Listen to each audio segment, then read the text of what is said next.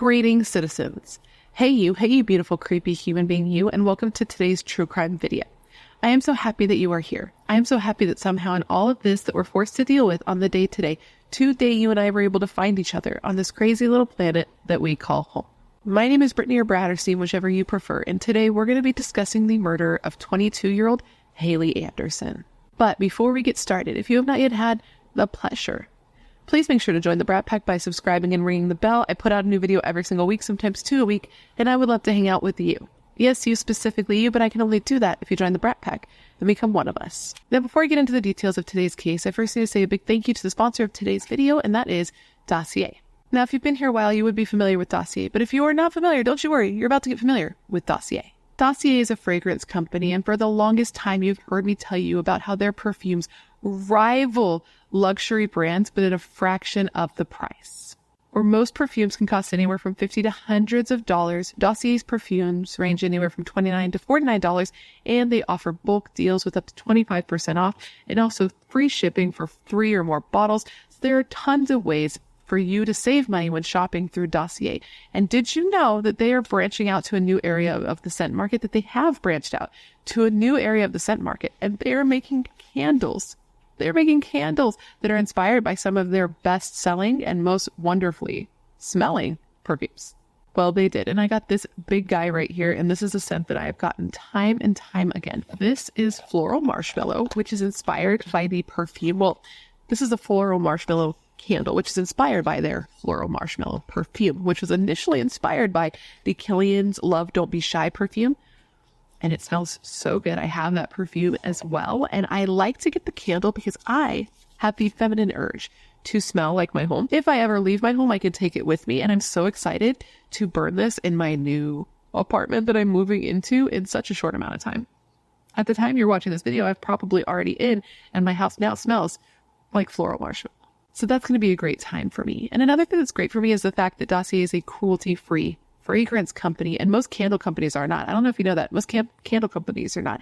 Most luxury scent brands are not cruelty-free, but Dossier is, and that's incredibly important to me. With all of that said, Dossier is offering members of the Brat Pack 10% off of their order with the code BRATTERSTEIN for a limited time.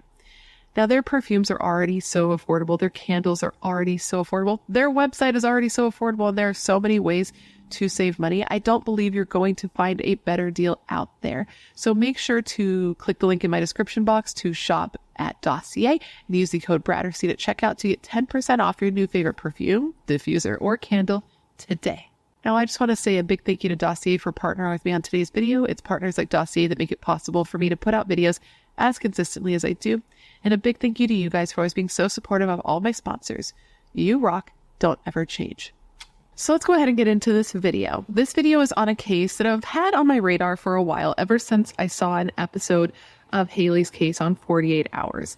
The thumbnail for the YouTube video for the 48 Hours episode would show up on my feed all the time, and I just felt compelled to click it. There was something about her face and her smile specifically that drew me in to her. And I've learned in researching her case and learning about her as a person that this is something a lot of people who knew her experienced as well.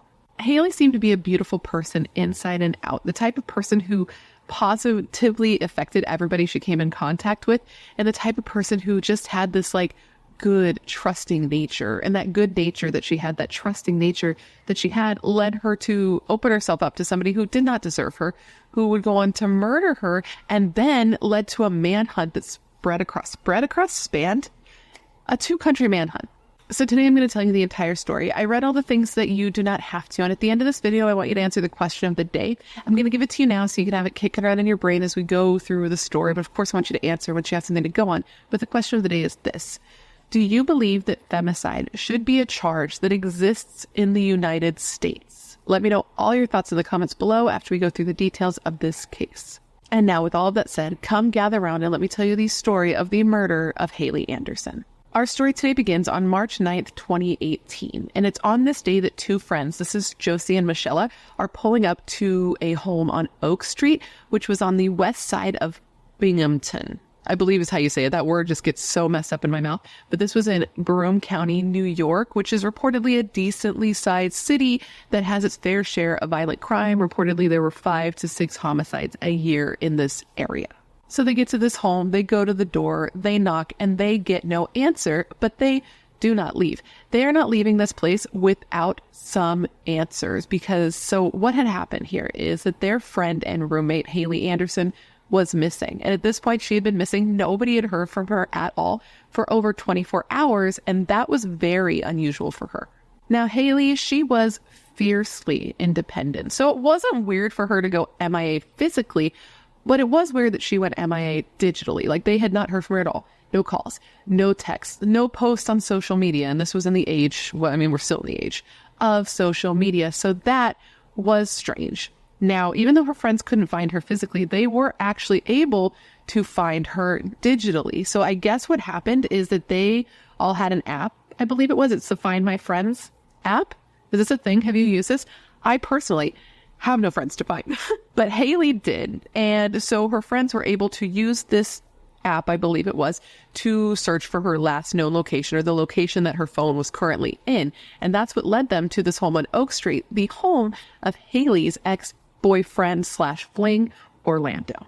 So they're there, banging on the door, banging on the windows, getting no answer, and they start to get nervous. They start to be uncomfortable. And they think that at this point, since they're not getting a response, the best course of action would be to just break into this house. So they go and they start checking windows because they're going to go inside. But at this point, they're fearful of what they're going to find. Now, they were able to get a window open, and they were able to enter through this window with Josie lifting Michelle into the home first, and then Josie following behind her. But since Michelle had gotten into the home first, she had started to make her way through when all of a sudden she screamed for Josie to dial 911. And so Josie follows her and makes her way to what was Orlando's bedroom, and she sees that Haley is in Orlando's bed. And initially she said she didn't realize that Haley was dead. She said she was in the bed and she was seated in sort of an awkward, unnatural position with the blanket pulled up high. But that what she really noticed was that Haley just looked incredibly pale. But Haley was dead. She had been murdered. She had actually been strangled to death, because later at her autopsy, they found that she had fingerprints in her neck, like bruises of fingerprints in her neck.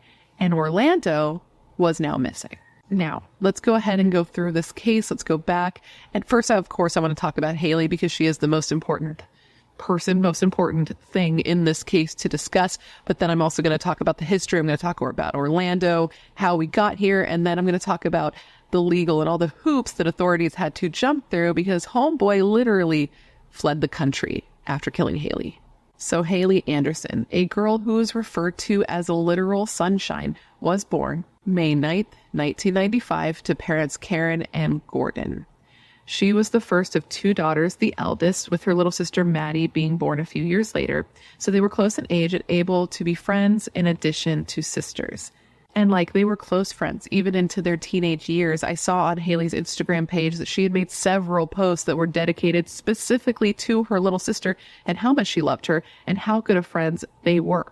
They were just incredibly important to each other. So Haley and her family grew up in Long Island. Well, they didn't grow up in Long Island because her parents were already adults, but Haley and her sister grew up in Long Island, which is in New York, in case you did not know. And they grew up in this small neighborhood called Salisbury, which I had never heard of before, but apparently it's this nice little place. It's a nice neighborhood that has safe feels, but it's close enough to the city that they could still go into the city for more social things to do. But then they could have this childhood where they could ride bikes and everything could be okey-cabey, So that's where they all lived as a big, happy family until 2009. And that's when Haley's parents got a divorce and her dad left the state. He moved to Georgia, which could have been a difficult thing. I've heard that divorce is very hard on kids, especially at that kind of formative age. But reportedly, it wasn't a bad thing. It wasn't toxic. There wasn't outward animosity. And Haley and her sisters stayed close with both parents, even though her father lived out of state, but they lived primarily with their mother. But besides that hiccup, that earth-shattering hiccup that divorce on a family can be, she had a happy childhood. She was a happy kid who turned into a happy teenager and then a happy adult. She had a close-knit group of friends that she knew basically her entire life because she lived in this small area. all of her life. And they were just like very close. They did a lot of things together, spent time together, slumber parties, eating pizza, making videos together, just being cute friends like cute friends do.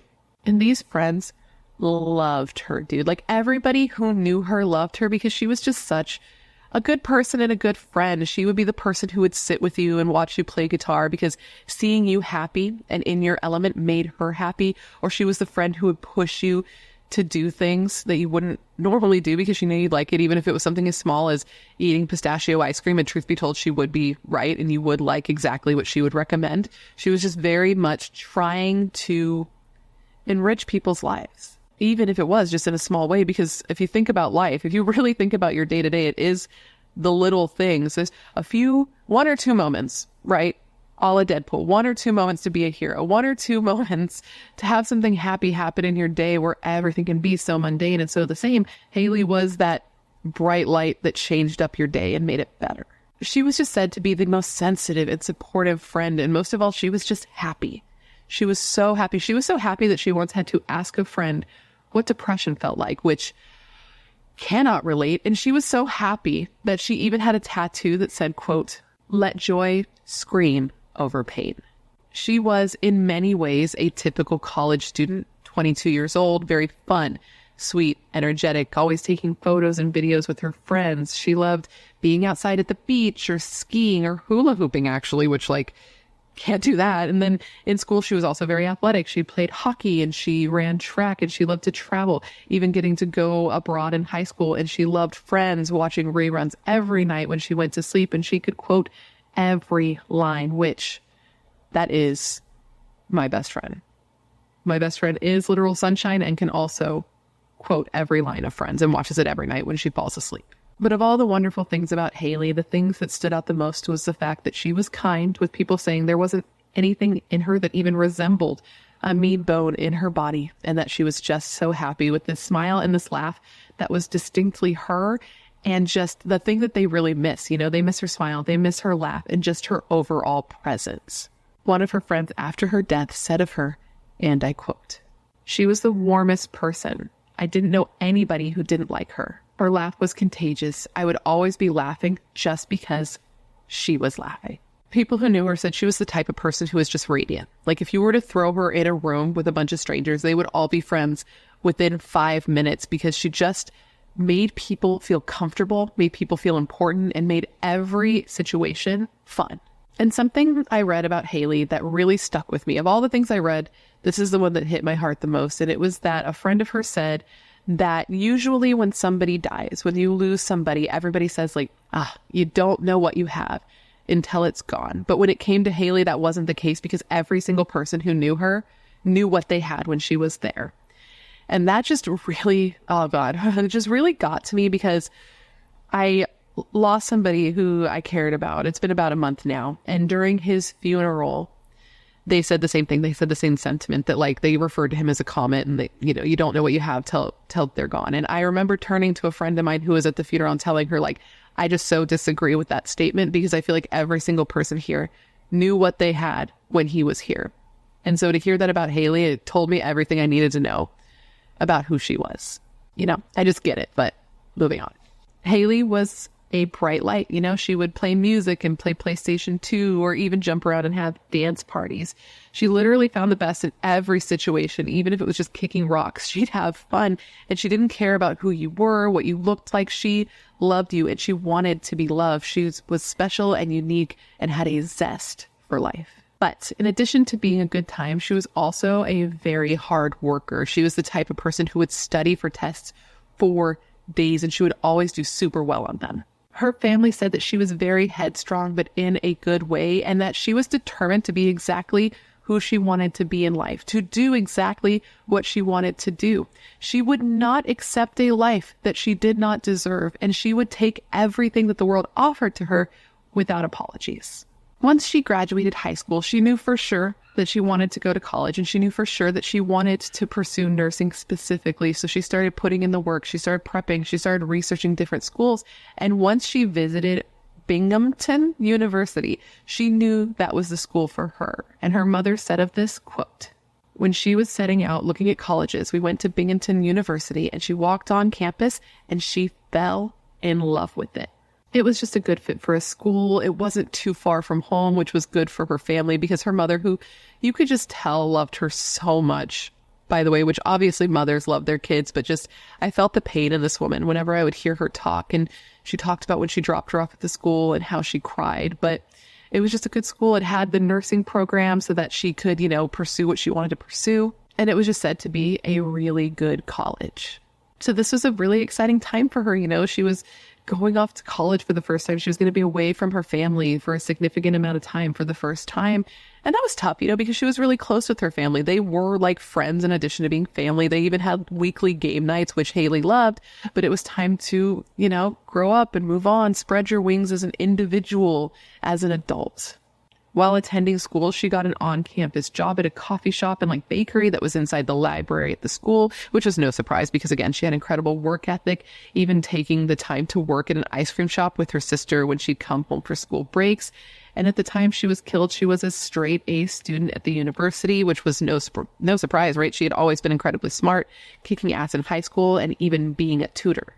And just like she had planned, she was accepted into that nursing program, which did mean she'd have to take an extra year at school, but she didn't mind because she loved the college life and she was going after what she wanted and was very determined. So she did that extra year and was just about to graduate and go back home, where she literally had a nursing job waiting for her because she got an externship with the Northwell Health, where she was going to be working in the emergency room. So her future was secure and everything was just about to get started. She was so excited and her family was so excited for her and excited to have her back. I mean, she had worked so hard to get where she wanted to be, and now she was going to get to reap the benefits. And her mom was throwing this big party for her, which she was very into, and had even given her mom this long list of people that she wanted to invite. Let me tell you, it was a long list. This girl had a lot of friends.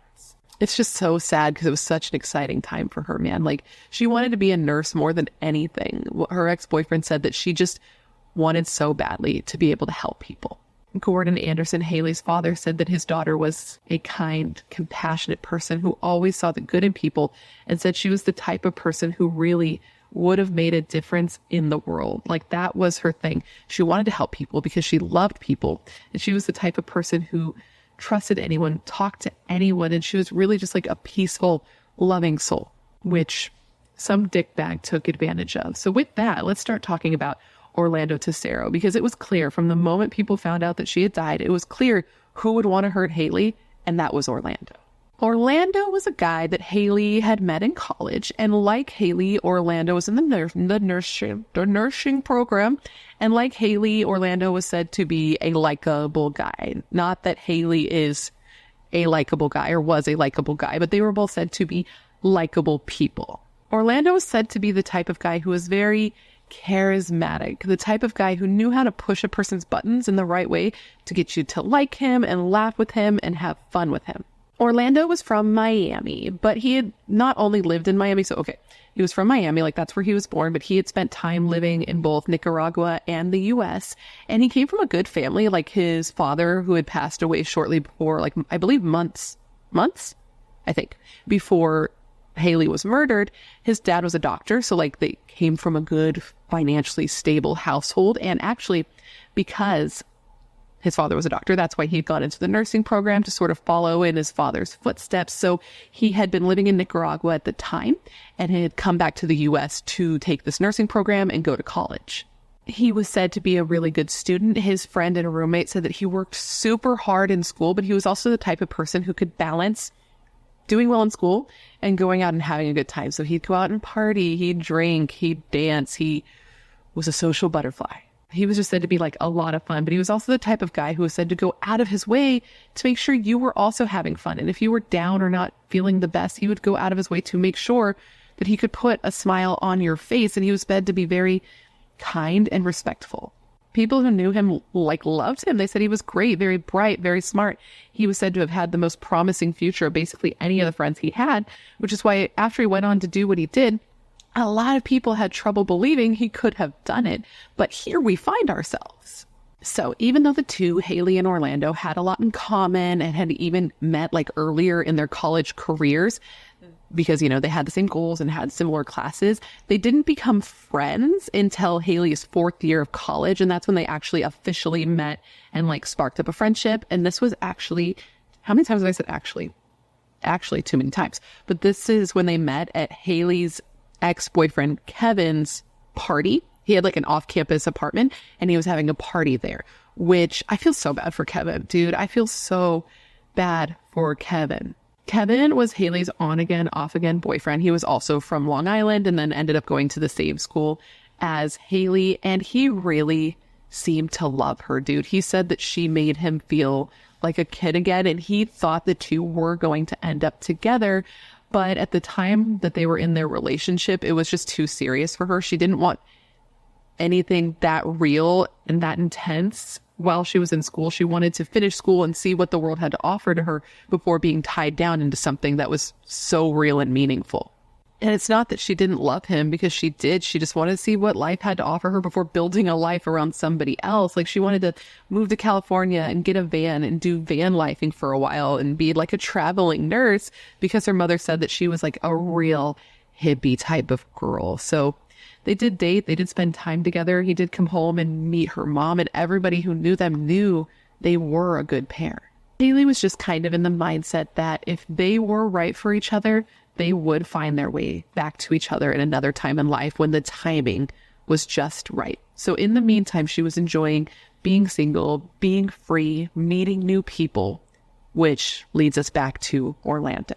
Now, it wasn't immediately romantic between Haley and Orlando. Like, the night that they met, Orlando was there with some friends, and him and Haley didn't know each other at this point. And actually, Orlando didn't even know Kevin. He was just at his party because I guess at college, that's just what you do. That's what you do in life when you're partying. You just kind of end up at house parties with people you don't know. But Haley recognized him from like being in classes together. So just throughout the night, she went up to him, she started talking to him, and they became friends. And then she introduced him to Kevin, and then he and Kevin became friends. And I guess the three of them became like buds, with Kevin even trying to and succeeding in recruiting Orlando into his fraternity, because like he thought he'd be a good fit. He vibed with him well. They were from similar backgrounds, and Orlando was like the only other guy who spoke Spanish, so he thought it would be a good fit. But then the drama, because, okay, you remember how I said Haley and Kevin were on again, off again. Well, during one of their off again periods, Orlando decided to make a move on Haley, which was successful in some regard because it caused all the drama, and it actually ended up effectively ending the relationship, like the friendship between Orlando and Kevin, because like, what the fuck, Orlando, bro code, that's not what you do. And him making a move on Haley actually ended up getting him kicked out of the fraternity as well, because they were like, that's against the rules. You're a dick. That's not what you do. Haley is Kevin's girl. This is how the fraternity saw it. Even though Haley is Haley's girl, right? She belongs to herself. In the frat, they were like, that is a no-no, and you gotta go. But, you know, Orlando and Haley were compatible. When the two met and really hit it off as friends, that was like a good thing. But then, you know, they really seemed to like each other. They were both fun-loving people, so their personalities really meshed, and they just seemed to fit together pretty easily.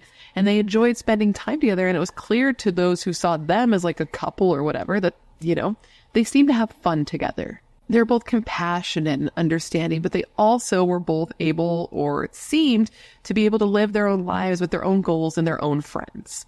And another thing that definitely made it so that the two would, you know, spend more time together is that Haley felt guilty. She felt guilty that Orlando had gotten kicked out of his frat so that the two could have their fling. So you take that on and put it on top of the fact that it was like easy and fun and casual, which is what she wanted. And she was clear with Orlando and let him know often that she didn't want anything serious, that this was just a fun fling for her. Because, I mean, if she didn't want something serious with Kevin, she definitely didn't want something serious with Orlando. So from there, Haley and Orlando were on again, off again. There were periods of time where they were always together, and they were having a lot of fun together, and people would see them laughing together and hear them having fun. Like, because, you know, they had roommates and they would hear them, and they were not like hear them, but like hear them having fun and laughing and enjoying each other's company.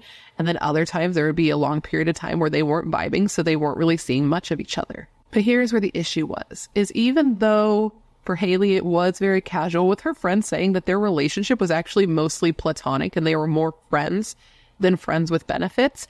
For Orlando, it was not that way. And he would guilt her into spending time with him whenever she would start to like distance herself or pull away, he would guilt her into spending more time with him by bringing up the fact that he had like lost friends and lost his frat in order to see her in the first place, or even threatening his own life. He would also like show up at her house uninvited and unannounced. Sometimes he would just like drive by to see if she was there, who was there with her, or he'd like come and like hang out on her porch and smoke cigarettes and wait for hours to see if she would come out. And of course, she was not into this, but she was also the type of person who wasn't into confrontation.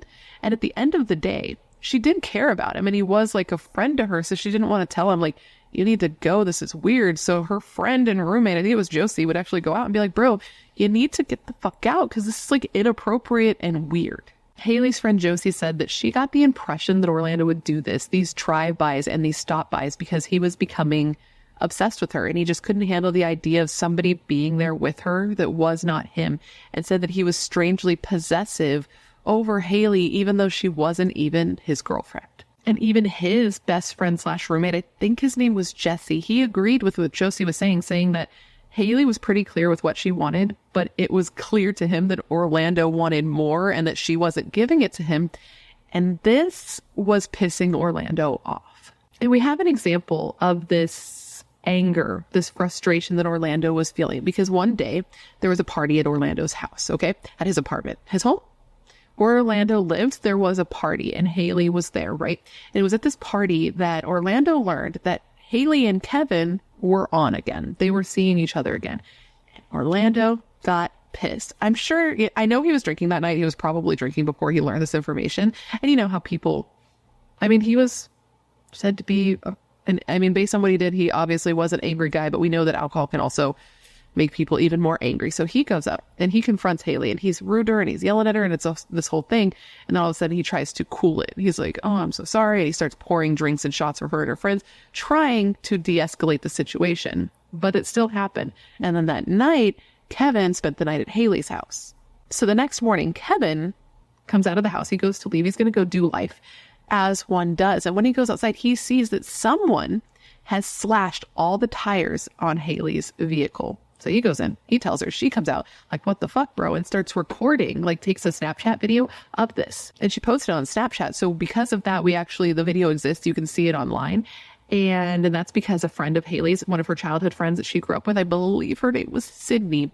She had seen this video and saved it because she was worried something else might happen. Because she's like, what the fuck? Like, who would do something like this? And a person who would do something like this clearly has something wrong upstairs and could do more. But Haley and Kevin, they felt like they knew who did this to Haley's car, because like, what are the odds that they're going to have that confrontation with Orlando? He's going to learn about their relationship and then somebody else is going to do this to her car the same night. They were pretty sure that it was Orlando. So Haley actually confronted him. She texted him and told him what happened. And he was like, oh, weird. One, I didn't do that. And two, it's so weird that you texted me about this because somebody actually slashed the tires on my car as well. All the rear tires got slashed. How weird that both of us got our tires slashed. Maybe Kevin did it to make me look bad. This is what he's saying. And he even sends her, he goes as far as sending her some screenshots of some texts that he sent to his friends asking them if they slashed his tires, to which I think doth protest too much, homie. So Haley tells him, like, you know what I'm going to do? You know what I'm going to do? Actually, I'm going to call the police and report this because we can't have people out here slashing other people's tires all willy-nilly. And he's like, oh, no, I don't think you want to do that, because, of course, he didn't report that his tires had been slashed. But, of course, she's hearing this and she's not really buying what he's selling. And it's not just him, because Haley's mom found out about this. Moms do be finding things out. She found out he did this, and she, too, was not picking up what Orlando was putting down. And she told Haley, like, listen, I think you need to call the cops. I think you need to at least report this because this is unhinged ass behavior. And Haley eventually agreed. And so she called the cops. The cops came and she told them everything. She told them about the party and her and Kevin being back together and Orlando's reaction to it. And then him trying to act like everything was cool, but him drinking a lot that night. And side note, this girl, a saint who had absolutely every California reasons to be fucking pissed off at Orlando and to tell him to fuck himself, right? He drank so much that night, got to the point that he was like hugging the toilet and all that. She stayed and takes care of him took care of him and got him into bed like a good friend would. And yet he still did this. So here's the thing though. She called the police. She reported that this happened. But when she found out how serious the problem, like the charges were going to be against Orlando if he was found guilty of something like this, she decided not to actually file charges because it would have been more than $600, like because of all the tires that were slashed. So it would have been a felony and he could have been kicked out of nursing school. And even though he was making her life miserable, she didn't want to ruin his. She just kind of wanted to put it all behind her. And I guess he actually did eventually admit that he was the one who did it and he replaced her tires. So she was just kind of thinking that the situation had handled itself. Now, she did decide after this to put some distance between her and Orlando because it's like a difficult thing for a friendship to just bounce back from, like you being so out that you came over and slashed my tires. So she stopped spending as much time with him. She'd still see him from time to time. I mean, they had mutual friends and they went to the same school. So it's not like she saw him like 0% of the time. But she definitely was like, okay, we're going to hold off on this like being friends thing. But she was his friend, right? She cared about him. She cared about him. She just cared about him. And so after some time, she started to warm up to him again and they started to spend more time together, which is unfortunate because 6 months after this tire incident, she would go missing. So let's now talk about that. The night before Haley went missing was a totally normal night. If you recall, her and her friends Josie and Michelle all lived together, and this night was their game night. Because you remember how Haley's family, when she was growing up, they would have game night. Well, this is something she loved, so it's something she brought into her friendship when she was living in her, off-campus home with these girls. So they were having their game night. They were having some drinks. They played Pictionary and 2 games I've never heard of, and it was a totally normal night. They stayed up really late, and then they went to bed. So the next morning, the girls wake up, Josie and Michelle, and they realize that Haley isn't, prodding around in the home like she normally would be in the morning. So they figure she's probably still sleeping. I mean, they were up late, so they text her and they don't get a response. But they're like, okay, she's clearly sleeping in because I guess she loved to sleep, which girls say, I wish I could get more sleep than I do now. But, toddlers do be toddling. So they were like, okay, she's still sleeping. And they went about their day. They didn't think it was weird. They didn't feel like she needed to get back to them right away because she was a big girl and she could take care of herself. But then time went on and almost a day went by and she didn't get back to anybody. And that was weird. That was a weird thing for them to see because she was somebody who was communicative with her friends. And on top of not hearing from her, she also bailed on important plans that her and Josie had because Josie was going to be doing a poetry reading somewhere that people poetry read, slam poetry, Cynthia, and she didn't show up. And that was weird. It was weird for Haley to say she'd be somewhere, especially somewhere to be supportive of a friend, and her not to show up. So this is when they were like, I think something's wrong. And collectively, her and Michelle started more aggressively trying to get a hold of Haley because they both realized it's been a while since either of us have heard from her. So they're calling, they're texting, they're getting no response. And by Friday morning, they're like, something is really wrong here. So they start trying to think of places that Haley might be. And one of the places they thought of was Orlando, since she was spending more time with him here and there in this time of life. So they reach out to him and they can't get a hold of him. So they decide to reach out to his friend / roommate. This was Jesse. And Jesse was like, you guys don't know where Haley is. That's really weird because I also don't know where Orlando is. Maybe they ran off together to get married. But they hear this and they're not really buying that because they knew she wasn't that into Orlando. She's not about to run off and marry him. And they're starting to get worried because this is weird. No calls, no texts. And also they realize she hadn't been on social media. And we are the generation with our phones attached to our hands. And Haley's even younger than me. So that's even more of a thing now, in years past. So they're like, the spidey senses were going off and it wasn't looking good. And it turned out they had a reason to worry because while they're sitting here freaking out about where Haley may be, Orlando's family, specifically his sister, is freaking out about where he is. So what had happened here is that 2 calls came into police to report people missing. And they actually came within the hour, both calls. And it was to report Haley missing and to report Orlando missing. But Orlando, the call for him came in first. So basically, his sister had called the police wanting to request a welfare check on him because he had sent her a cryptic text where he was talking about being a disgrace to the family and doing something bad. So she's worried that he's going to hurt himself, basically, and wants police to go over and check on him. So They do. They go over to his home. They knock on the door. They don't get a response, and they see that the car he drives isn't there. So they assume that he is just gone, and they leave, which is quite I know there are rules, but like if somebody's worried that somebody's going to take their own life and then they're not answering the door, you would think something could be done, but it wasn't. So they leave. But the same officer who came to that welfare check would be coming back to that house later. And that was because Haley's friends were going to freak out about where she had been. They were going to check the Find My Friends app, see that she was at Orlando's, go to his house, enter the home through a window, and find Haley dead in Orlando's bed, with the coroner later saying of her death, and I quote, "This was a case of asphyxiation by neck compression, both manually and ligature strangulation due to the necklace she was wearing at the time," which is just horrific. Now, while all of this is happening, as far as her family knows, they have no idea. As far as her family knows, she's fine. They have no idea that she's missing because they don't talk every day. Like, she was busy, right? She's in school. She's a free spirit. Her mom called her a millennial hippie. Like, that was her thing. So they weren't talking every day. They agreed that they would talk every Sunday. And she goes missing midweek. It's Friday now. There were many days where they didn't realize anything was even wrong. So they're back home in New York when they get the news that Haley's missing. And this happened on March 9th, 2018. The police went to Karen's home because, she had lived with her mother, went to Karen's home to tell her what happened to Haley. And when they got there, Karen wasn't there. So they just got in their car and they waited out front. A little bit later, Karen comes home and she goes up to her front door and she sees these two dudes like in this car just parked out front. And she thinks it's kind of weird, but doesn't think much of it and goes into her house. Shortly thereafter, these guys get out of the car and they walk to the door. They knock on the door and they tell her that they're there to talk about Haley. So she sat down with these two men at her dining room table and they started trying to tell her what happened, but it was all like a blur. She said she was having trouble focusing and having trouble connecting the dots of what they were saying. But eventually she got it. They were telling her that her daughter was found strangled to death in Orlando's bed.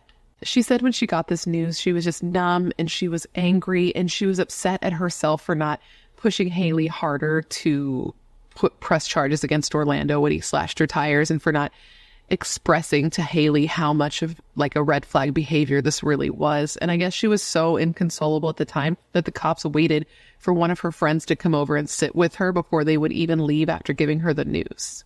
But before police left, they did ask her if she knew Orlando, if she knew anything about Orlando. And she told them yes. And she told them all about the possessiveness he had over Haley, even though they weren't together. And it wasn't just her who just like knew right off the bat, because as friends and family members learned that Haley was gone, most of them thought that Orlando was responsible even before learning that he was responsible because of all of his past red flag ass behavior. And now he and all of his red flag ass behavior was gone. He was in the wind. So the investigation began, and Lieutenant Corey Minor, I hardly know her, Detective Corey, Lieutenant Corey, I don't think those are the same thing. He was the person who was leading the search for Orlando because obviously they believe that he's responsible. I mean, truly, what else makes sense? So they start their search by going to Orlando's house. I mean, they were there. That's where they had found Haley's body, and that's where they're going to start their investigation. And they got lucky because at Orlando's home, there were several cameras that were able to capture the movements of Haley and also of Orlando, both before and after they believed he had killed Haley. They were able to see that in the early morning hours of March 8th, Haley and Orlando had arrived at his home together, but Haley was never seen again. Orlando, however, is several times, but most notably was at 7 hours. Well, one of the most notable times was at 7 hours after Orlando and Haley were seen walking into his home, he was seen leaving. He cleaned some garbage out of his driveway, got in his car, and drove away. And inside his apartment, they were able to determine that where he had gone at that time was a drugstore where he bought melatonin and ZQuil, which made sense because he wasn't seen on camera again for 7 more hours. So I'm assuming, and I think they're assuming, that he took the medicine, or we'll get to it, was trying to take his life with the medicine and just knocked himself out for another 7 hours. Because the next time he was seen on camera, that was all speculation, by the way, what he was doing. I don't know. He didn't tell us. He didn't tell me.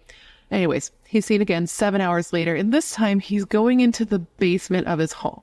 Now, police think that he went down to the basement to get some tools and to get some hooks, because when they searched the home after, Haley's body was found, they found that in the doorway between the kitchen and the dining room, how there's like, not all houses have this. My apartment doesn't have this, but it's like a door frame, basically.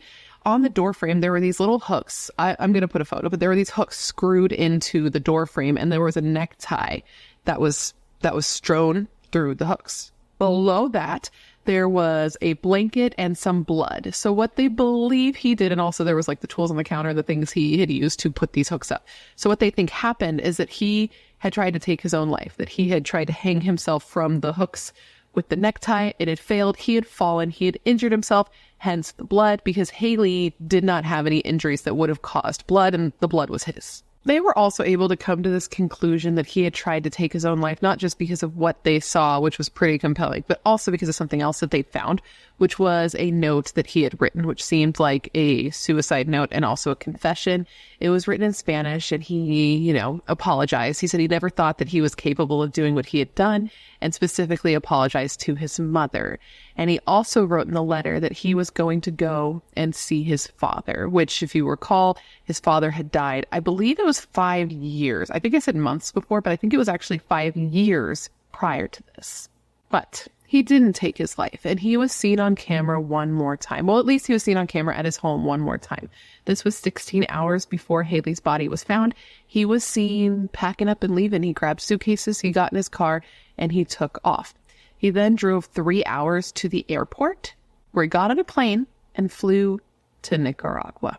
Though initially, I guess he was going to try to fly to Miami, not Nicaragua, but he was late or something happened. There was a mess up. He wasn't able to go there. So he literally flew to Nicaragua, and he was seen on camera leaving. And his head at the time was all bandaged up, probably from when he fell and hit his head in that failed suicide attempt. And he just dipped, dude. He was like, bye. So now this went from a manhunt in one country to a manhunt in two. Now, as I'm sure you can imagine, police were like, fuck, because before they had even figured out that Haley was gone, he had left the country, and they didn't know how this was going to work. They didn't know what sort of relationship they had with Nicaragua, and they didn't even know if the Nicaraguan authorities were going to be able or be willing to go and try to arrest him. So now it was all in the hands of a foreign country, and the police here had no idea what was going to happen. So that's happening over there, and meanwhile, everyone in the States that knew and loved Haley is suffering at the news of her loss. Her family and friends could not believe that she was gone. Her mother was in a daze. Friends cried and were inconsolable. The school offered their condolences and offered counseling for those on campus. Anyone who needed somebody to talk to, and classes were even canceled. Both the college and the nursing program put out statements regarding their sadness at losing Haley and what a wonderful person she was, with the president of the university actually meeting with her family and learning more about the wonderful girl that everyone had lost. Even her boss and coworkers at the coffee shop where she had worked on campus put out statements saying that she was just a good girl, a friendly girl who was a beacon of life at their business. And they were so upset to see that she was gone. I guess she and her boss had gotten really close in the time that she had worked there. They started with a boss and employee relationship, but she said that they morphed into being more like sisters, and that it was hard for her heart to comprehend that she would never get to hear Haley's laugh again. Many friends posted tributes to Haley on Facebook, saying that they were just brokenhearted to learn that she was gone, and saying that they had never known another person like her, a person who at her age knew exactly what she wanted out of life and did everything she could to accomplish those goals.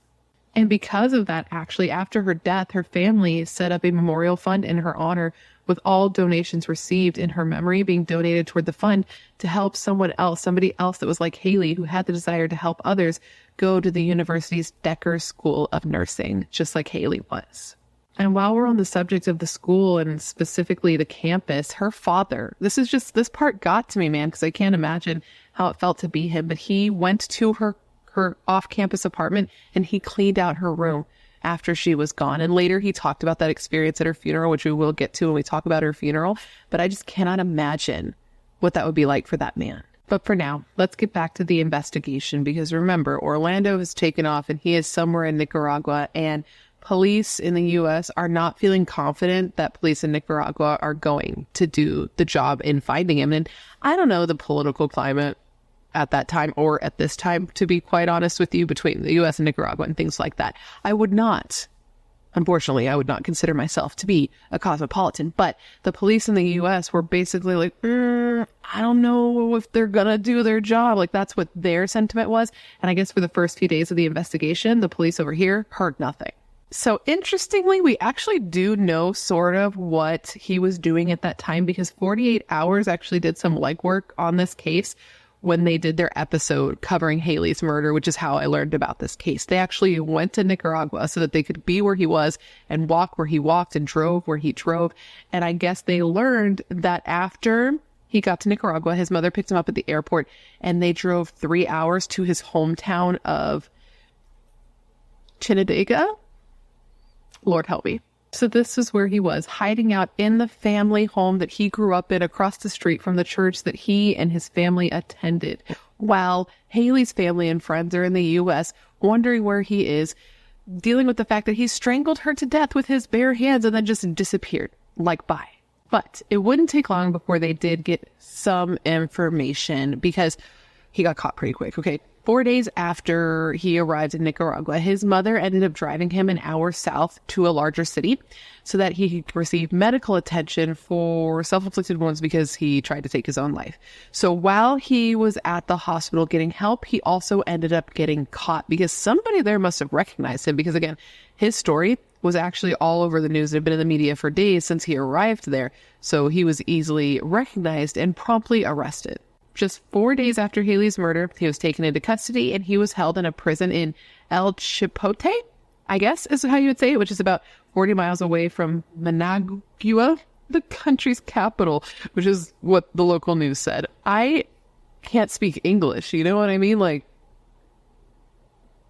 Lord, bear me strength. The next day, the police in Nicaragua held a press conference where they let the whole world know and let the whole world see, because they just had him on display, that he had been caught and he was in custody, though initially they didn't have any specific charges against him. But this was a step in the right direction, right? This is what they wanted. They wanted to get him caught. They wanted to get him charged over there, fine, but they wanted to get him charged in the U.S. where they were going after a second-degree murder conviction, which would have gotten him 15 years in prison. 15 years to life, actually. And then they wanted to get him extradited back to the U.S. so that they could put this boy in jail. But of course, this wasn't going to be easy. This was going to take time. I guess there wasn't, or there may still not be, a formal extradition treaty between Nicaragua and the U.S., though Nicaraguan authorities had sent people over to the U.S. before. So it's something that did happen. They just don't have to do it. The then senator of New York, maybe still the senator, I'm not sure, but definitely the senator then, it was Senator Chuck. He put out a statement about this where he said, quote, "Given the violent nature of the crime, the disturbing facts surrounding the suspect's flight from the jurisdiction, and our extradition treaty with Nicaragua, I respectfully ask that you make this case a top priority and take all appropriate steps to aggressively pursue the prompt extradition of Mr. Tercero." Snap, snap, snaps from a girl who cannot snap, who's never once been able to snap. But the police were determined, right? They didn't need the senator to come out to tell them to go hard trying to get him extradited, because that's what they wanted to do. They were all in, and they said they knew they couldn't bring Haley back, but they could get her justice. And the DA actually made a video that was posted online in which they said, quote, "Orlando Tercero, in a cold-blooded manner, choked the life out of a young woman who we believe was probably sleeping and had been drinking. It doesn't get any more sick and depraved than that. Preying on somebody who's helpless and completely overpowered them with no chance at all." And yeah, man, that's so fucked. And knowing that their daughter was gone, knowing that Haley was gone, her family just had to move on with their lives, waiting for this whole situation to sort itself out. Less than a week after Orlando was arrested on March 18th, her family and friends met in her hometown in New York to lay her to rest. And her mom said that this whole thing, her whole funeral, was a blur. She didn't really remember the funeral, and she didn't even know who was there. But there were a ton of people there. More than 1,000 people attended Haley's funeral, a funeral that was completely paid for by a GoFundMe account that was set up for the family, which is so amazing. You guys know I've talked about this before, but nobody should have to worry about paying for a funeral or just money in general when you're grieving the loss of somebody that you love, right? Like, you need time to deal. And a lot of people don't have the luxury to deal. You just have to go about life. You have to go to work because you have to make money because you are still alive. And I'm just happy that this family was able to have one less thing to worry about while dealing with this. The funeral was said to be beautiful. There were hundreds of photos shown of Haley in different versions of her life. And then Haley's casket was there and it was piled high with white roses. Her father spoke at the funeral and he talked about the wonderful woman that was lost. And he also talked about going to her dorm room, her apartment rather. It's not really a dorm room. And seeing her apartment and seeing who she was and like where she was going in life based on what her home had in it. He said specifically of this quote, "The room spoke of happiness, dreams, aspirations, and joy. Over the window, straight ahead as you walked in, cut out of wood and painted purple, was the word love." And while he spoke, Haley's mother and Haley's sister just sobbed. And something he said that just like got to me, something that hit my heart a little bit differently, is when he told the crowd there to live like Haley, saying specifically, quote, "Try and keep that joy when you leave. Leave here with a smile and that warmth that comes with it, because simply that's what Haley would have wanted." Which I think truly tells you all you need to know about who she was. There's something about her, man, like her photos and her videos. It's like, to see her, you get an idea of who she was and you in a way know her. I don't know how to explain that. Maybe you get what I mean, but that's how I feel. Now from there, time marched on, and 2 months later was the day that Haley was set to graduate. And now her family was there, and in the chair that she was supposed to be sitting was a photo of her along with a green cap and gown, which was a beautiful tribute, obviously, but it was also very sad because Haley was supposed to be there. It wasn't supposed to be a photo of her in her place. She had worked so hard to get to this place, and now she wasn't here to experience it. Haley's father, Gordon, was the one who went up and accepted Haley's diploma on her behalf. He said that this is just something he needed to do since he couldn't actually see her go up and get it herself. And when he went up there to get Haley's diploma, he received a standing ovation. So all of this is happening, and meanwhile, her family is just waiting. They're just waiting for their day in court, and they don't know when it's going to come or if it's going to come. And her mother just said that she needed it to happen. She needed to see him, to have him standing in front of her, to look her in the eye for what he did to her daughter. But it was just difficult because the way the situation worked with Nicaragua and the U.S., I looked it up real quick, is that neither country has to extradite one of their citizens if they get charged with a crime in one of the other countries, right? And he had dual citizenship, so he was a citizen in Nicaragua and in the U.S. Now, why they wouldn't want to do this, like, they don't have to. They can, though. Why they wouldn't want to, I do not understand. So there were some major holdups in this case, and it would take 1.5 years before they would even hear about what was going to happen in this trial. And the U.S. was doing what they had to do, like, the grand jury had been held and they had, filed second-degree murder charges, and they just needed Homeboy to be sent back so he could go to trial and face what he had done. And finally, after 1.5 years, New York police heard back and they were like, fuck yeah. But then they were like, fuck, because they learned that the Nicaraguan authorities were not going to be sending Orlando back to face trial in the U.S. Instead, they were going to try him for the murder of Haley in Nicaragua. And so the prosecutor in New York was like, so we're fucked, because they didn't think they were going to get a conviction, and they weren't even confident that they were going to get a real trial. They thought it was going to be like a show trial, because I guess they had no faith in the Nicaraguan justice system at all. But it wouldn't be a show trial. It would be an actual trial. He was going to be tried in Nicaragua, and he was being charged with the crime that doesn't even exist in the U.S., and this is femicide.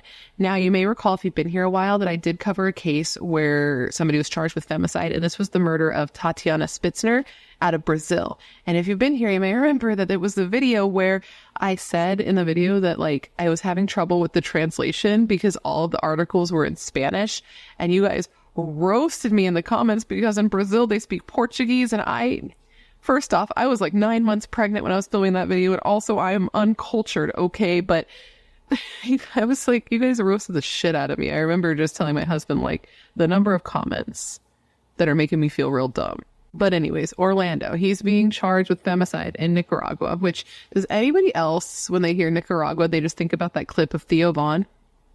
Is that just me? It might just be me. But anyway, he's being charged with femicide. And in Nicaragua specifically, femicide means a man killing a woman that he's romantically involved with, which is different because in the case of Tatiana that I covered, femicide is just defined as the killing of a woman, a man killing a woman just because she's a woman. It's like a hate crime of a woman being murdered because she's a woman. At least that's how I understood it. Because again, it was in Portuguese. But the fact is, this is what he's being charged with. And in order to prove that he committed femicide, they would have to, demonstrate that he was in a relationship with Haley. They would have to talk about how her friends had found Haley's body in his house, and then talk about his movements after she was killed. So that's what was going on. And there was actually some good news. So the prosecution, they had been like, I don't think Nicaragua is going to do shit. But then they were actually asked if they would assist the Nicaraguan prosecutors so that the case would be stronger. They're like, would you help? And they were like, yes, that's great. I would love to help. So it was good news. So they took all their case files, they sent it over to the prosecutors in Nicaragua, and they were getting things started. So this was great. But it was also very intimidating for a couple of reasons. One, there's a language barrier, right? Most of these people spoke English, different language.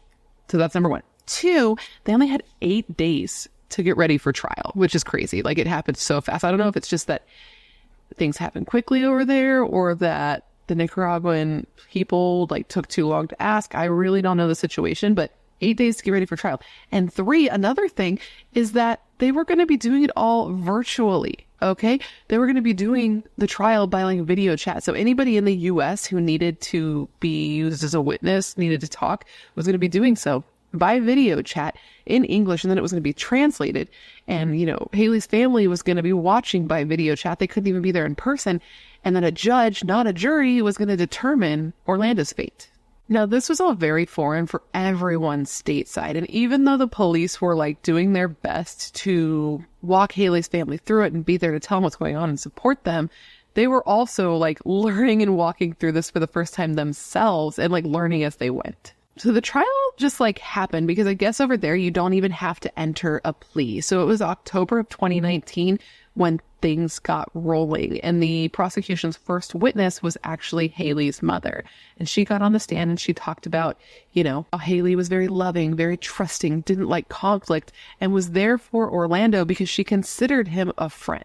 Now, as she testified, she was actually able to see Orlando for the first time on the videos. She hadn't seen him in all this year and a half since he killed her daughter, and she saw him, and at first she felt sad because she thought of just how many people's lives were ruined because of him. But as the trial went on, she was fucking angry because she said he looked arrogant and bored. And I just can't imagine what that would be like to be at the trial for the person who murdered your child, but not really be there watching through a video because they're thousands of miles away. And during this hearing where you're not even there, you're hearing for the first time the details of what he did to your child, all the while he has that stupid face on his face. Haley's mother said it was particularly difficult when the pathologist discussed details of how Haley actually died. She and Maddie had never heard these details before, dude, and that it was very, very difficult, which is understandable. And I can only imagine being in that situation as a mother, having lost your child to the hands of this man and seeing him on video chat because you can't even face him because he ran away. And you see him there during recesses, how court has recesses, hugging his own mother, even though she can never hug her child again. It's just incredibly unfair. But moving forward with the case, several friends of both Haley's and Orlando's testified at trial. Orlando's friend Jesse testified to the nature of their relationship. Kevin, Haley's ex, testified about, how Orlando had slashed her tires. And Josie testified saying that Orlando had been very possessive over Haley and told the court examples of how possessive he had been. The judge was taken through the case by the prosecution and showed every bit of evidence they had to prove that he had done what he did and why he did what he did. They showed the surveillance footage. They showed all the evidence that showed what he did and when he did it. They showed, the suicide note. They showed the area where he had tried to take his own life with the tie and the hooks in the ceiling. And they showed the judge the autopsy report that literally showed that there were fingerprints, bruised fingerprints on Haley's neck. And they showed that she was found in his bed and that he had taken off afterwards.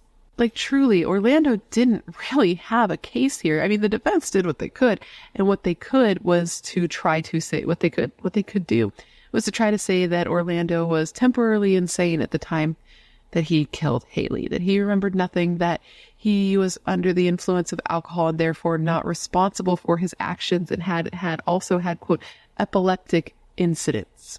The defense called a psychologist to testify to this defense, and the doctor testified that Orlando had said that he blacked out after a night of heavy drinking and that he found Haley dead in his bed, but had no memory of how it happened or what had happened. But the expert was also sort of useless because the expert even said that they had no way to prove that this is what had happened, that this was just what Orlando was saying. And people were just calling bullshit on the whole story, bullshit on the fact that he couldn't remember killing her. Like, Josie said that just his medical training alone, because he was in school for nursing, would give him the information to know what he was doing. And she said specifically of this, quote, a nursing student, if you're strangling someone, he's going to recognize, in whatever state, he's going to recognize this person is dying. I need to stop. Another thing that actually just pisses me off that the defense said to try to defend their client was saying that Orlando knew plenty of women, had great relationships with these women, and had never shown a tendency to be violent. So maybe whatever happened to Haley had been provoked. And the defense is surprisingly not the only person who thinks this, which absolutely blew my mind to read. I guess after being in jail, since being in jail, he did communicate with friends who were stunned to know he had been arrested for this. They said, since being in jail, he had grown and changed so much. He had his faith in God grow, and many people support him and don't believe that he did this. They believe that there's a piece of the puzzle that's missing because he just could not be the person who would do something like this. Many of his friends said that they just did not believe he was in the right mind when he did what he did. Whether it be drugs or alcohol, it had to be something because he was just not the type of person to do something like this. They just said that this is not the man that they know, and that they didn't even believe that he was obsessed with Haley, and that they didn't even believe that Haley had rejected him. They thought that she was all about him. And to me, it seems like a lot of his friends are in denial because we know, if you've been here, we know that a lot of people are able to hide the darkest parts of themselves from the people that know them. But I have digressed. After both sides rested, the prosecution, the defense, the judge actually gave Haley's family the opportunity to speak. It's like victim impact statements in the U.S., but victim impact statements happen after somebody's convicted and during the sentencing phase. And in Nicaragua, I guess it happens before somebody's even found guilty or not guilty. Haley's mother spoke to the court and said in part, and I quote, Haley was a beautiful, intelligent, and friendly girl. She was an aspiring nurse and had her whole life to look forward to. She was and is my best friend. So thank you for listening and letting me speak on behalf of my daughter. She added that she was there because Haley was no longer there to advocate for herself. She said that her daughter had one of the biggest hearts of any person she ever knew, and not a day went by where she didn't think about her, and not a day went by where she didn't carry her with her. Haley's father also spoke, saying that Haley lived by compassionate and spiritual means and showed love to everyone she encountered. And then he compared his daughter to a lighthouse, saying specifically, and I quote, she lighted the paths of the unfortunate, the searching, and the ones who needed help. Her flame is now extinguished. After the victim impact statements, or after giving the family, the opportunity to speak, the judge actually stunned the court by saying that she'd be coming back with her decision after a brief recess. They were expecting that it would take at least a day for her to, consider everything and come to her decision. But apparently she heard all she needed to hear and would return post haste, because just 90 minutes later, the judge returned with her decision. The judge denounced violence against women and spoke of advocating for human rights. The judge said that Orlando had disposed of Haley because he did not accept that she had control over herself. And while the judge was saying all this, Orlando did not speak. The judge then announced that Orlando Tercero was guilty of femicide. And in hearing this, even though her family was told not to react too strongly to the verdict, it was very difficult for them because this was the news that they had been waiting to hear for so long.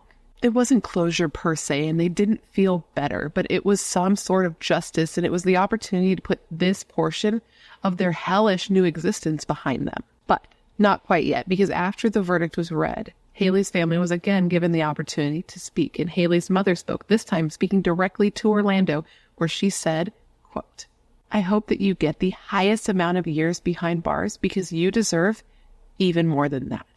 She then added, quote, "Because clearly you will do this again if you do not.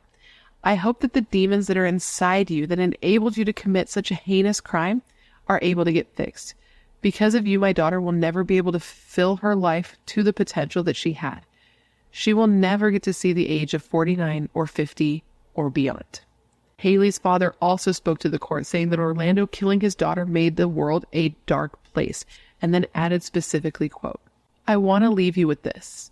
I saw an endearing photo of you and your mother hugging each other. My heart breaks for her. It truly does, because you stole from your own mother. And even though she has unconditional love for you, every time she hugs you, she will get a glimpse of that monster within you, and she'll know that one day you might get out." When I read that, something about the way her father speaks, man, I was just like, 'cause yeah, dude, fuck. Now her family again was relieved in a way, not happy, but just relieved to have a little bit of justice served. And her father said that it's not over. It'll never be over. But he was happy with how professionally the Nicaraguan authorities and like the justice system had worked, how it had all played out. And Karen echoed these sentiments, saying that her keeping her faith in the justice system throughout this entire ordeal was the correct thing to do. 2 weeks later, Orlando was sentenced, with the judge telling him that he had punished Haley for rejecting him, but now she, the judge, was going to punish Orlando for taking Haley away. She then sentenced him to the maximum number of years that he could get for femicide, which was 30 years in prison. He would get 1.5 years for time served for the time that he had been in jail so far, and part of his, incarceration would include some counseling. Haley's mother said that she's happy that pleased with the fact that he got the maximum number of years allowed by law, but that 30 years is not forever. Haley is gone. She is dead forever, but he won't be in jail forever. He'll be released, when he's like in his 50s. He will still have the potential to have plenty of life to live. The Broome County DA gave a statement as well, saying that although this is not what they wanted, because they wanted the trial in the U.S., the world got to see justice be served in a courtroom on a, quote, international stage. He then added specifically, quote, "We saw something that we haven't seen before, but we saw two governments working together, law enforcement agencies working together." Which I don't know why, but that statement gave me such Rocky IV vibes. Like, if I can change and you can change, everybody can change. Now, you'd think that we are done here, but if you look at the runtime, we do still have a little bit of time left in this video, and that's because Orlando would not just fuck the fuck off. Of course, Orlando wanted to appeal his conviction, and his attorney specifically wanted him to be able to meet with another psychiatrist to help prove the fact that Orlando was not in the right mental state at the time that he killed Haley. In February of 2020, Orlando met with 3 magistrates, I believe is what they are called, because he was trying to appeal his conviction. They were specifically requesting that Orlando get evaluated by a new psychiatrist, like I said, but this time one who specialized in insanity defenses, because I guess last time they didn't get somebody who was qualified, and somebody who now they wanted somebody who was a criminal psychologist specifically. They also tried to say that in Nicaragua, he was charged with femicide unjustly because in the U.S., he was only charged with second-degree murder. And if he had been found guilty of second-degree murder, he would have gotten less time than he was getting for femicide. And he may have even gotten parole, which he wasn't going to get in Nicaragua for femicide, right? Right. Now, according to a Nicaraguan newspaper, what he wanted specifically was to be charged with homicide instead of femicide, because femicide was a hate crime, so it automatically gave him a longer sentence. And if he had simply been charged and found guilty of a homicide, he would get 15 less years, which seems crazy. That's such a small amount of time, but that's what this newspaper said. Now, immediately, these magistrates rejected his request to meet with another psychiatrist. They were like, get out of here with that nonsense. But they actually weren't sure on the points that he made about him not being, like, him unjustly being tried and found convicted of femicide, and that his sentence was too long. They actually said that they needed to talk about this and meet back at a later date to give their decision, which had to have been so stressful for her family to know, because they know he's going through an appeal, right? They now know that, like, they're considering this at least. So with that, on March 10th, 2020, Haley's family tuned in via video chat to hear the appellate court's decision. And they were able to do this because the DAs in the US were given like a courtesy letter or a courtesy call to hear that this was happening, so they could speak to Haley's family and Haley's family could be there. So when they tuned in on this day in March of 2020, they learned that the appellate court had rejected his request and that his sentencing, his charges, he was staying in jail is the point. I'm sorry. It is after midnight and my brain has stopped working. I started filming this at 2. Babies. Now, her family was, of course, thrilled. Her mother was thrilled. She thanked the court for not granting Orlando his appeal and pointed out that, like, in all this time, she has seen no remorse from him for Haley, only remorse for himself because he doesn't want to be in jail as long as he's going to be. And she said that though 30 years in her mind isn't enough, she's glad that they're making sure that he stays in jail as long as possible. And she then got a chance to again speak to Orlando specifically, where she said to him, quote, "I hope that you can get the help that you need to be a better human being in 30 years when you do get to leave prison." And apparently it's going to be a real shitty 30 years in prison for him, which I don't know anything about jails. Well, I know some stuff about our jails. I don't know anything about jails in other places, but apparently nobody wants to go to jail in Nicaragua. Like, I guess the jails are like famously overcrowded and each prisoner is just served like one small meal of rice and beans a day. And if they want more food, his mother will have to come to the prison gates with food for him each day. Sounds like maybe you shouldn't have run, dude, because that sounds very whack. But actually, maybe you shouldn't have murdered. Just a thought. But, he did. That's why we're here. And he's going to be in jail for 30 years. And if he's ever freed and he tries to come back to the U.S., they intend to promptly try him here as well, because there is no double jeopardy since, one was in Nicaragua, one's here. So they're fully prepared to take that on.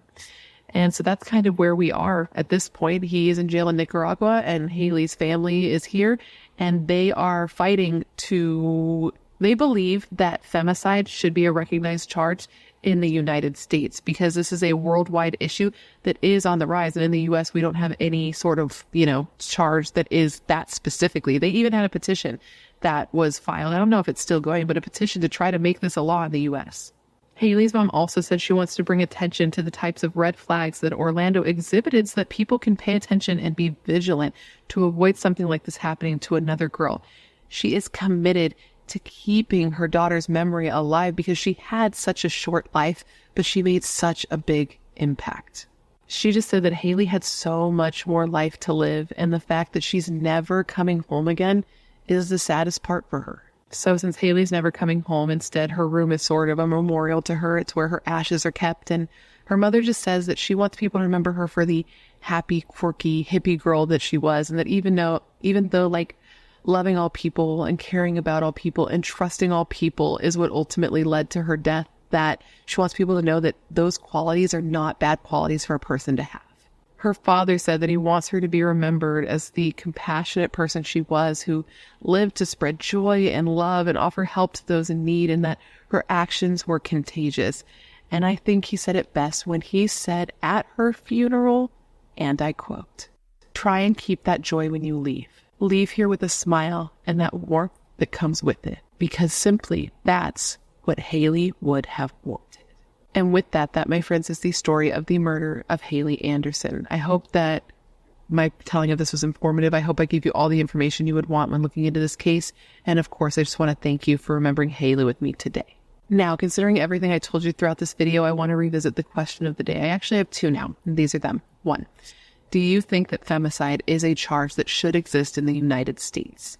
And 2, do you think that Orlando should have been charged in the U.S. for the murder of Haley, or do you think it was the right call to have his trial in Nicaragua? Let me know all your thoughts in the comments below because I am curious to see what you think. Now, before you leave, please don't forget to leave me a comment down below with whatever case you'd like to see me cover in the future. As you know, I have a long list of cases, and whenever you leave me a suggestion, I put it on my list with your name next to it, so if I cover it, I can give you a shout out. I love looking into the cases you guys suggest because they're often cases I haven't heard of or cases that need more coverage, and I know you're filled with great ideas and great taste, otherwise you would not be here. If you haven't already, please don't forget to join the Brat Pack by subscribing and ringing the bell. I put out new videos every single week, sometimes 2 a week, and I would love to hang out with you. Yes, you, specifically you, but I can only do that if you join the Brat Pack and become one of us. One of us. One of us. One of us. And of course, if you want to hang out more consistently, all my social media is listed down below, along with a link to my membership and a link to my merch store. And now with all that said, I just want to thank you for being here when you could literally be anywhere else in the world. That is tight.